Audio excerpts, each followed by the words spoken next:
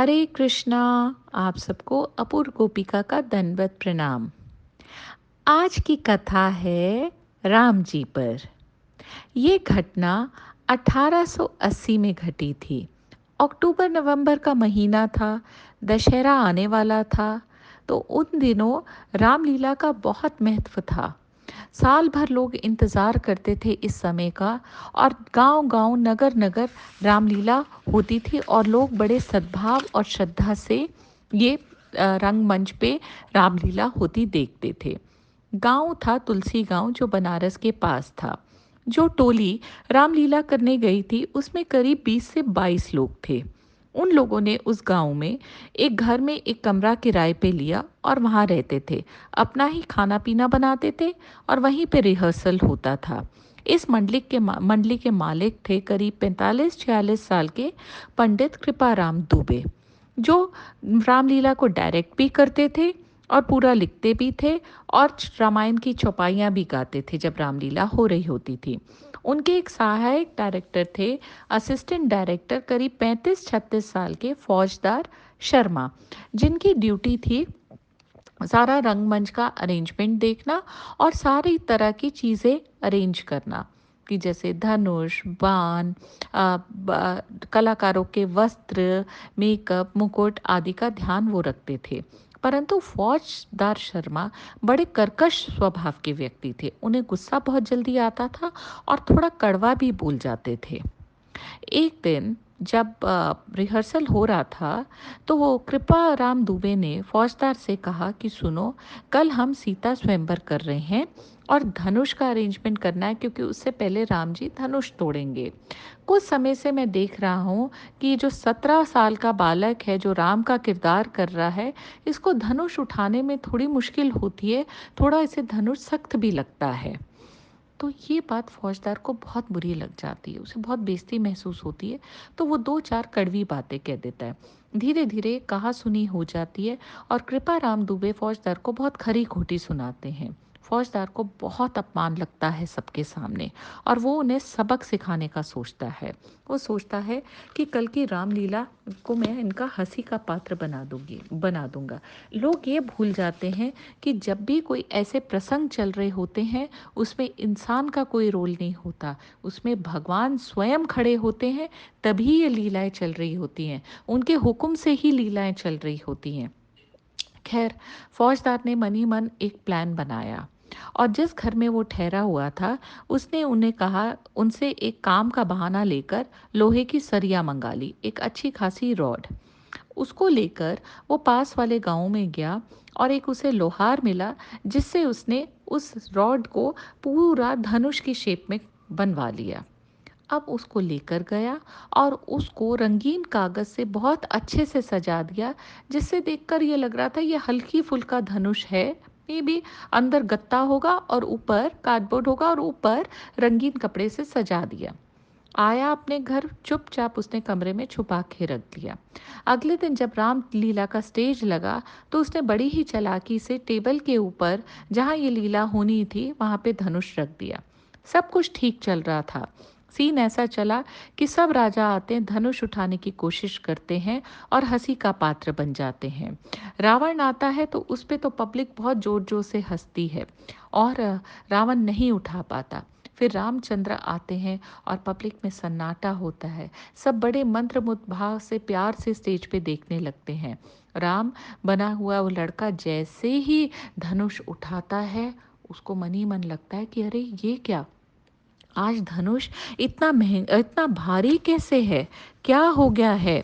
तो जब देखता है तो वो सोच समझ लेता है कि ये तो टूटेगा नहीं, ये तो कोई धातु लग रहा है।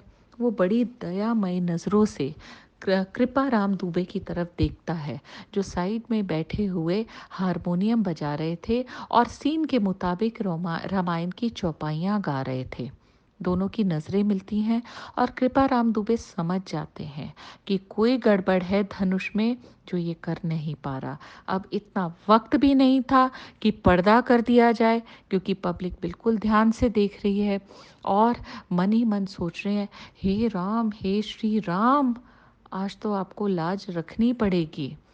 आज तो आपको स्वयं आके धनुष तोड़ना पड़ेगा।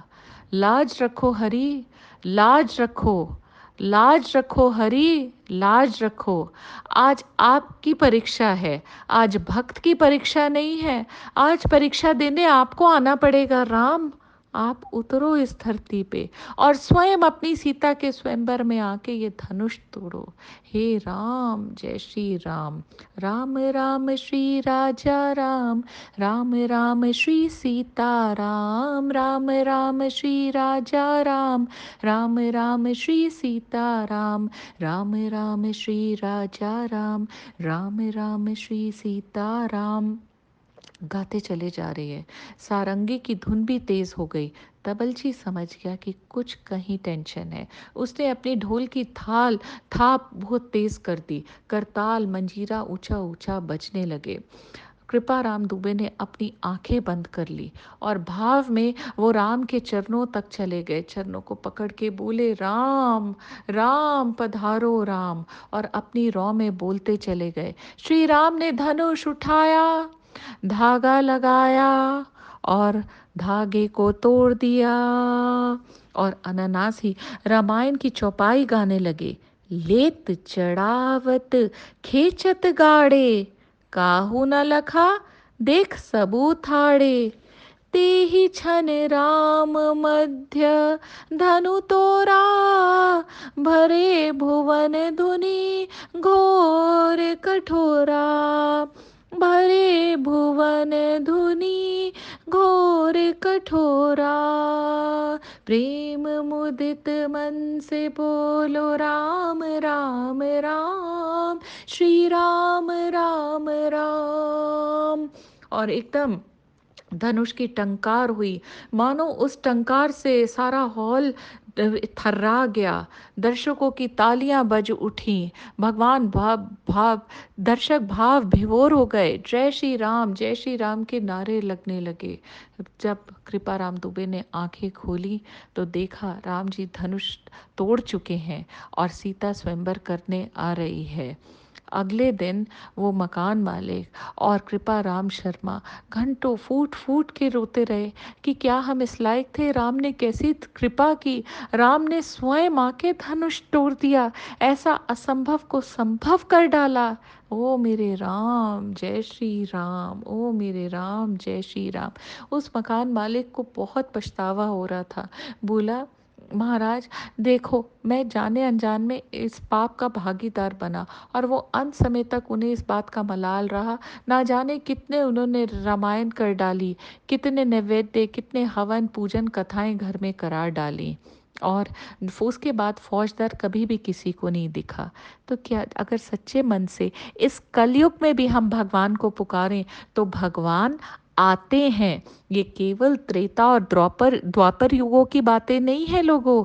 आज भी आप सच्चे मन से अपने तन मन की शक्ति लगाकर जब भगवान को पुकारते हैं तो कोई भी दुनिया की शक्ति आने से नहीं रुकती। भगवान स्वयं खड़े हो जाते हैं। तो जोर से बोलिए जय श्री राम, और कमेंट सेक्शन में भी ज़रूर लिखिएगा जय श्री राम। तो दोस्तों, खुश रहिए और जपते रहिए हरे कृष्णा कृष्णा कृष्णा हरे हरे, हरे राम राम राम हरे हरे।